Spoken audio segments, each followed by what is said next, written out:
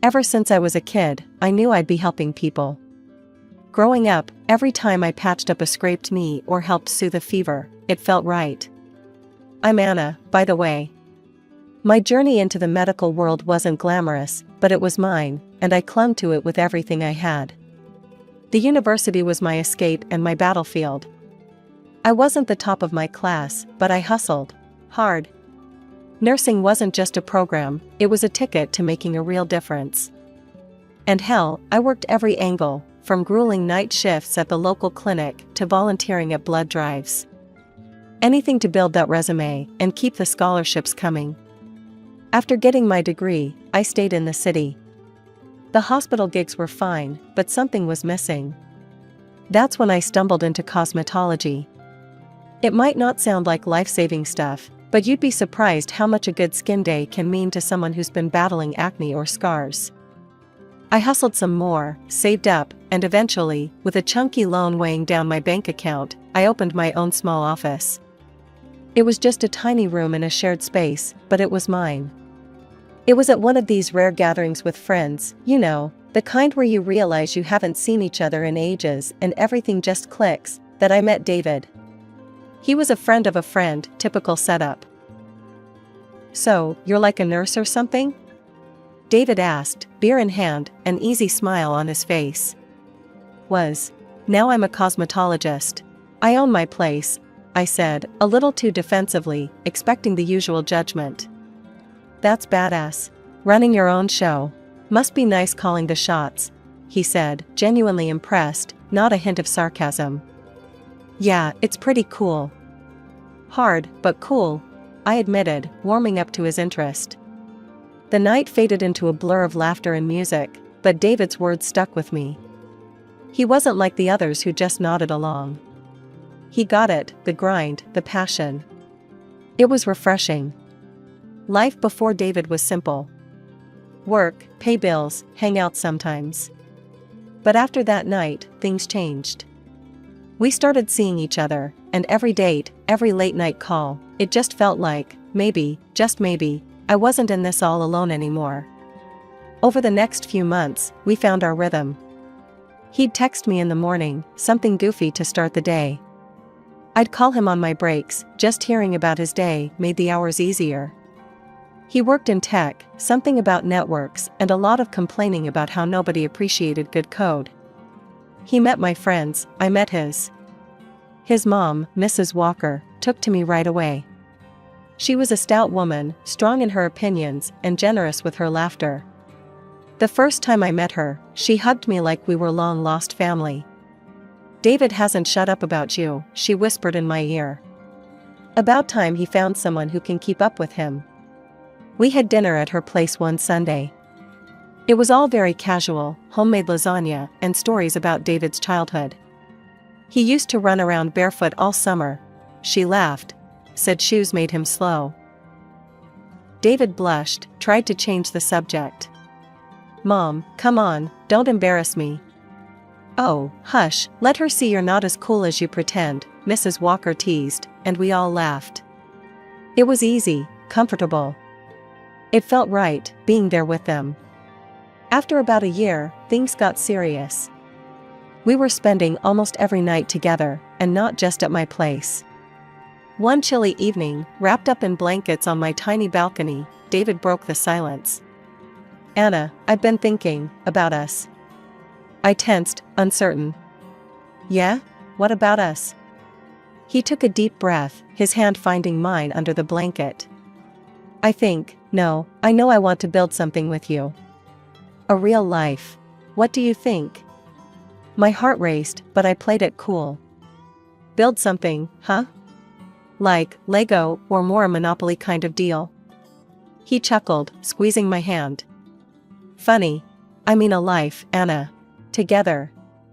Maybe even think about getting a place, something permanent."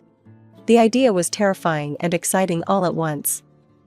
"I'd like that," I admitted. A lot. So, we started planning, dreaming really. It wasn't just about moving in or the next few years. We talked about everything: kids, careers, buying a house. He proposed not long after that night, Nothing fancy, just us, which was perfect. Marry me, Anna. Let's do this for real. In a small, candlelit room, with the curtains drawn and rain tapping softly against the window, I said yes. It was the easiest yes I've ever said. The wedding planning started soon after. Mrs. Walker was a godsend, knowing just who to call, what to book, making it all seem easy. You just worry about being happy, I'll handle the stress, she insisted, and I let her, grateful for her support. It was simple, but perfect. A small ceremony, our closest friends and family, and an air of hope around us. As I walked down the aisle, seeing David there, waiting, I felt like everything was falling into place. He grinned, that lopsided grin that made me fall for him, and I knew, no matter what came our way, we'd handle it. Together. David moved into my apartment, the one I'd been renting since my cosmetologist days were just a dream. We unpacked, merged our books and dishes, and figured out whose art got wall space. It was cozy, happy chaos. The first few weeks, we'd sit at the little dining table with our laptops and piles of bills, making budgets like some kind of grown-up team. I'll handle the groceries and utilities, David offered one evening, his eyes serious as he typed out a spreadsheet. I nodded, scribbling on a notepad. And I'll keep smashing at this loan. The sooner it's gone, the sooner we can think about a house. And, maybe kids. Even saying it felt big, full of possibilities. David smiled, reaching across the table to squeeze my hand. Sounds like a plan, babe. Everything seemed lined up just right. But then, things with Mrs. Walker shifted. She'd been like a second mom during the wedding prep, but suddenly, I was out of the circle. No more Sunday dinners, no calls. When I asked David about it, he'd shrug, looking uncomfortable. She's got her moods, Her health isn't great these days.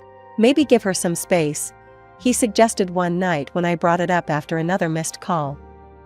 I wanted to dig deeper, but the wall in his eyes told me to leave it. So, I dropped it. Maybe it was easier, not pushing. A year into our marriage, though, another crack appeared. David's steady support began to wane. Bills piled up on my desk, and his contributions dwindled to nothing. I found myself covering everything, from rent to the electric bill. Babe, what's going on? I finally confronted him one evening, bills in hand. This is the third month you've not chipped in. David looked away, tension in his jaw. It's my mom. She's really sick, Anna. Hospital bills, medications, it's a lot. I've had to help out. Okay, I get family first, but we're supposed to be a team. You should have said something, I snapped, feeling both worried and betrayed.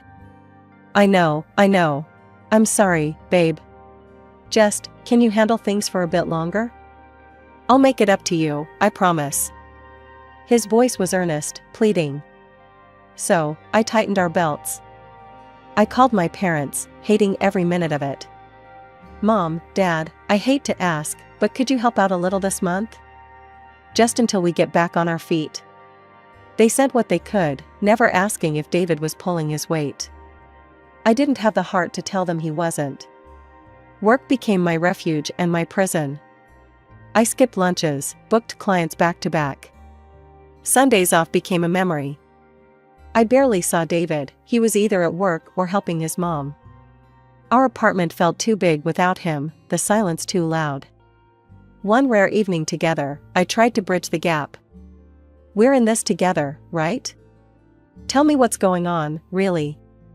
David, looking worn and thin, just shook his head. It's just really bad right now. Mom's fading, and I can't think beyond that. I nodded, swallowing my frustration. Okay, but remember, I'm here. We're supposed to do this together.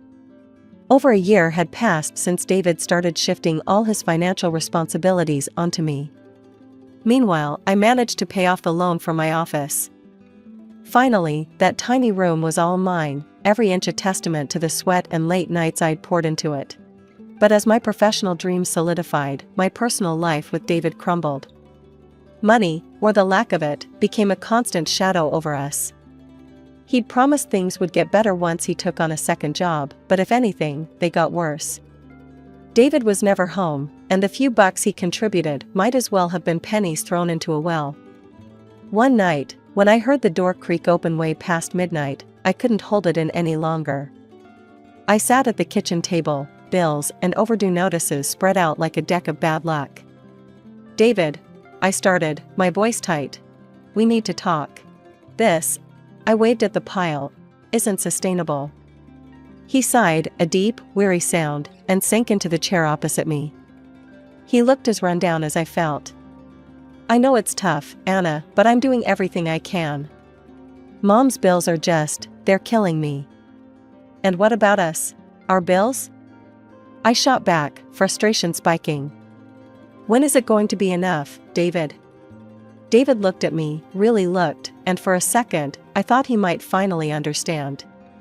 But then he dropped the bomb. Maybe we could sell your office?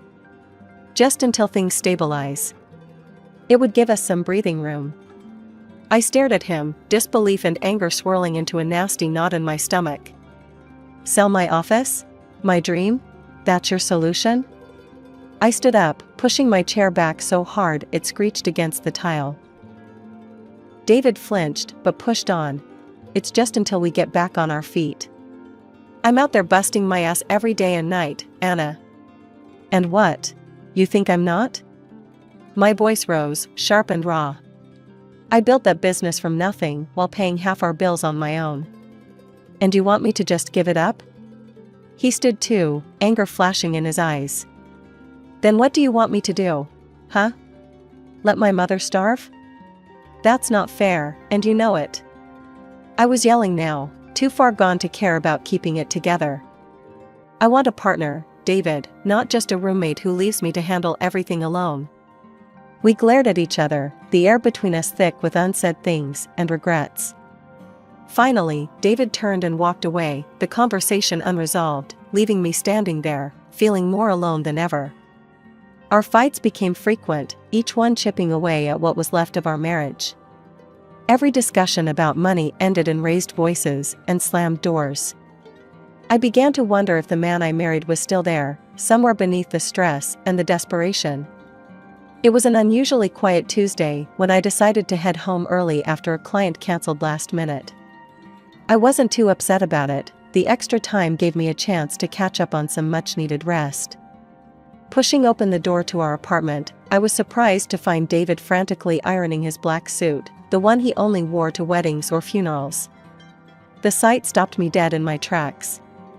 "David, what's going on? Why are you all dressed up like that?" My voice echoed slightly in the hallway, tinged with confusion. He jumped a little, clearly not expecting me. His face went pale, then flushed, a clear sign he was nervous. "It's my mom, Anna. She passed away last night. There's the funeral tomorrow." The news hit like a sucker punch. Despite everything, Mrs. Walker had been like family to me once. "Oh, David, I'm so sorry. I'll come with you, of course." "No." His response was sharp, slicing the air. She didn't want you there, Anna. Her last request. She said she never really liked you." His words were blunt, cold even. I recoiled as if slapped, my heart thumping painfully in my chest. Okay. If that's her wish." It hurt, more than I expected, but I swallowed the lump in my throat and nodded, stepping away to hide the hurt. David didn't say anything more. He just went back to his ironing, leaving me standing there, a mix of grief and confusion swirling inside me. That night, I lay in bed, thoughts racing. Something didn't sit right with me. Mrs. Walker and I had our differences, but this seemed too harsh even for her. The next morning, I watched from the window as David left, dressed in his suit, looking every part the grieving son. Once he was gone, I made a decision. I rescheduled my appointments and drove to Mrs. Walker's house, expecting to find a gathering of some sort, maybe just the tail end of it. But the street was quiet. Too quiet. Her house looked just like any other day, no cars lined up outside, no signs of a wake. Confusion led me to the front door, and on impulse, I rang the bell. The door swung open, and there she was, Mrs. Walker, very much alive, staring back at me with wide eyes. My heart stopped, then started at a sprint. You're alive?" She took a step back, her own face a mask of shock. "Anna? What on earth, why would you think otherwise?" David told me you were," the words tangled in my throat, too surreal to voice fully. "Dead?" She finished for me, her brow furrowing in confusion and concern. "My God, no. Come in, Anna. We need to sort this out." Numbly, I stepped inside, the familiar smells of her home wrapping around me like a bewildering comfort. We sat at her kitchen table, the same place we'd shared many cups of coffee. "I don't understand." "He said there was a funeral today. He was so upset." My voice trailed off as I pulled out my phone, the need to confront David growing urgent. But just as I was about to dial, my phone buzzed with a notification. David had started a live stream on Instagram. Curiosity overpowered everything else, and I clicked the link, my fingers trembling. There was a live broadcast of the funeral. But who was in the coffin if David's mother was sitting next to me? We needed to find out the truth, so we went to the funeral, finding out the exact address in one of the comments. As we drove, I couldn't help but replay the last few years in my mind, trying to piece together the deception. "So, he told you I didn't want to see you?" I asked, turning to look at her as she focused on the road. "Yes, and I believed him. And all this time, I was sending him money because he told me you were struggling with debt, that creditors were after you," Mrs. Walker explained, her voice tinged with hurt. I shook my head, feeling the weight of missed connections. "That's not true. He told me you were sick, and that you didn't want anything to do with me. He said visiting would stress you out. He's been lying to both of us, playing us against each other." We drove in silence for a while, each lost in our thoughts, until we reached the cemetery. It looked exactly like you'd expect a place of mourning to look, somber, quiet, with people dressed in black milling about. We parked a little distance away, not wanting to draw attention to ourselves. As we approached, we stayed on the fringes, close enough to hear, but far enough to remain unnoticed. I spotted David, standing beside a grave with a group of people I didn't recognize. They were all consoling him. Curious and cautious, we edged closer to some of the attendees who looked less involved. Mrs. Walker nudged me, and I cleared my throat before speaking to a somber-faced woman standing nearby. "Excuse me, I'm so sorry for your loss. We just heard and came as soon as we could. May I ask who passed away?" I kept my voice low, respectful. The woman looked at us with sad eyes. "Oh, thank you. It's my niece, poor thing. She fought long and hard against her illness. A year of marriage and now this tragedy." My heart stuttered. "Your niece was married too?" She nodded toward David. "Yes, to that young man there. They were so in love. Heartbreaking." The pieces clicked, each one a betrayal. I felt Mrs. Walker stiffen beside me, her breath catching. "He's been living a double life," I said, the words tasting foul in my mouth. Mrs. Walker covered her face with her hands briefly, before looking at me, her eyes fierce. "We can't let him get away with this. Not only has he lied and cheated, but he's also played us for fools. Let the funeral end, see where he goes, who he talks to." So, we waited, hidden in plain sight among the mourners, watching as David played the grieving husband. It was a performance worthy of an award, and under different circumstances, I might have applauded the sheer audacity of his deceit. After the funeral, Mrs. Walker and I slipped into her car, keeping a low profile as we trailed behind David and the grieving parents of the woman he claimed to love. They drove to a large, beautiful house, its door standing open. We parked a bit away and walked up quietly, unnoticed in the chaos of guests and condolences. Stepping into the house, the murmur of voices from the living room guided us. We hovered just out of sight, catching the tail end of a conversation that made my blood run cold.